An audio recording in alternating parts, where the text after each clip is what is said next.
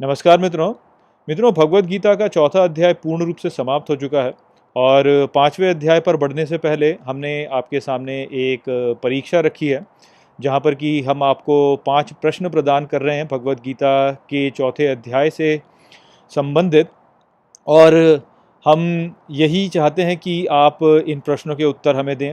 यदि आप इन प्रश्नों के उत्तर हमें प्रदान करते हैं तो हम आपको एक लकी ड्रॉ में सम्मिलित करेंगे और इस लकी ड्रॉ का जो विजेता होगा उसको भगवद गीता की एक प्रतिलिपि प्रदान की जाएगी। आप इन सभी प्रश्नों को मुझे ईमेल कर सकते हैं।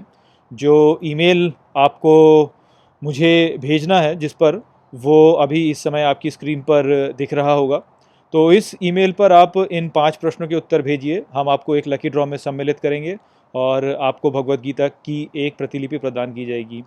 ये एक बहुत ही अच्छा अवसर है आपके पास, जिस प्रकार से आप भगवद गीता के चौथे अध्याय के ज्ञान को एक बार पुनः रिवाइज कर सकते हैं और इस प्रकार से ये जो ज्ञान है ये आपके साथ लंबे समय तक रहेगा। तो चलिए, मैं आपको जो भगवद गीता के चौथे अध्याय से संबंधित हमारी परीक्षा है उसके 5 प्रश्नों को एक एक करके बताता हूँ। तो जो पहला प्रश्न है वो ये है कि भगवद गीता के चौथे अध्याय में इक्ष्वाकु के बारे में बताया गया है। तो आपको ये बताना है कि इक्ष्वाकु वास्तव में क्या दर्शाते हैं। तो इस प्रश्न को मैं पुनः दोहरा दूं कि भगवद गीता के चौथे अध्याय में इक्ष्वाकु का वर्णन है। आपको ये बताना है कि इक्ष्वाकु वास्तव में किसे दर्शाते हैं। दूसरा प्रश्न भगवद गीता के चौथे अध्याय से संबंध में जो है वो ये है कि श्री कृष्ण जो है वो योग का ज्ञान अर्जुन को दे रहे हैं, किंतु उन्होंने ये बोला कि ये जो ज्ञान है ये विवस्वत ने प्रदान किया। तो विवस्वत जो है वो तो श्री कृष्ण से बहुत पहले थे और ये जो ज्ञान था ये खो गया था। तो श्री कृष्ण को इस ज्ञान के बारे में कैसे पता।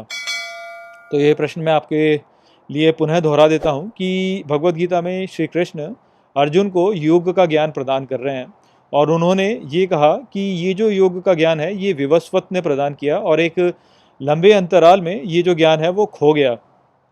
किंतु अब श्री कृष्ण ये ज्ञान अर्जुन को कैसे प्रदान कर रहे हैं, जबकि ये जो ज्ञान है ये तो खो चुका था। भगवद गीता के चौथे अध्याय का जो तीसरा प्रश्न है वो ये है कि आपको ये बताना है कि कर्म, विकर्म और अकर्म के बीच में क्या अंतर होता है। तो इस प्रश्न को मैं पुनः दोहरा दूं कि श्री कृष्ण ने भगवद गीता के चौथे अध्याय में कर्म, विकर्म और अकर्म के बारे में बताया है। आपको ये बताना है कि इन तीनों के बीच में क्या अंतर होता है। भगवद गीता के चौथे अध्याय का जो चौथा प्रश्न हमने रखा है वो ये है कि वैसे तो भगवद गीता में श्री कृष्ण कहते हैं कि उन्होंने 4 वर्णों को निर्मित किया, किंतु फिर भी वो अकर्ता हैं, ऐसा क्यों। तो अभी ये प्रश्न मैं पुनः दोहराता हूँ कि भगवद गीता के चौथे अध्याय में श्री कृष्ण कहते हैं कि मैंने 4 वर्णों को किया, अर्थात मैं 4 वर्णों का निर्माता हूँ, किंतु फिर भी मैं अकर्ता हूँ। तो आपको ये बताना है कि ऐसा क्यों है कि श्री कृष्ण जो है वो निर्माता हैं किंतु तब भी वो अकर्ता हैं। भगवद गीता के चौथे अध्याय का जो 5वां प्रश्न हमने रखा है वो ये है कि आपको ये बताना है कि क्या श्री कृष्ण निराकार हैं या वो साकार हैं। तो इस प्रश्न को मैं पुनः दोहरा दूं कि भगवान कृष्ण क्या निराकार हैं या वे साकार हैं। तो ये 5 प्रश्न हैं जिनके की उत्तर आपको प्रदान करने हैं।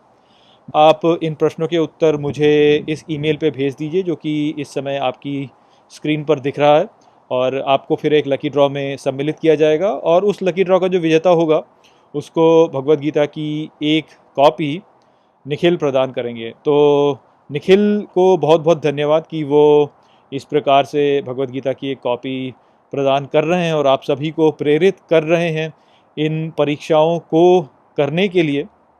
इस प्रकार से ये जो ज्ञान है ये आपके साथ लंबे समय तक रहेगा। तो यहाँ पर भगवद गीता का चौथा अध्याय पूर्ण रूप से समाप्त होता है। अब हम 5वें अध्याय का अध्ययन आरंभ करेंगे। चलिए, इसी के साथ इस वीडियो को यहीं पर समाप्त करते हैं। नमस्ते। वीडियो को अंत तक देखने के लिए धन्यवाद। यदि आपको ये वीडियो पसंद आया हो तो इसको अपने प्रियजनों के साथ में साझा करें और इस ज्ञान को और फैलाएं। यदि आपके पास कोई भी प्रश्न है तो मुझसे इंस्टाग्राम पर जुड़िए। वहाँ पर मैं हर शनिवार रात को एक लाइव Q&A सेशन रखता हूँ और आप मुझसे वहाँ पर अपने प्रश्न पूछ सकते हैं। जय श्री कृष्ण।